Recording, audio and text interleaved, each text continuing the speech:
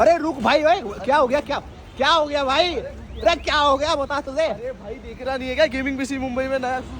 रुक जा, अरे रुक जा भाई, रुक जा। अरे नहीं यार, देख ले यहाँ पे डेस्कटॉप देख कितने बड़े हैं यार। फाइनली लो भाई, अपनी स्टोर ओपन कर दिया है, तो क्या डिस्काउंटेड प्राइस आप लेके आए हो? अगर कोई पीसी बिल्ड कराता है तो क्या ऑफर मिलने वाला है? डिस्काउंट तो काफी अच्छे दे दूंगा मैं, और पीसी बिल्ड करवाने पे आपको 10% to 15% तो ऑफ मिलने ही वाले, और साथ ही में gaming keyboard, mouse, headphone, game pad ये सब पूरे पीसी बिल्ड के साथ फ्री मिलने ही वाले। आना कहाँ पे पड़ेगा? आना पड़ेगा gaming PC Mumbai, Lamington road, grand road east, police station के जस्ट सामने।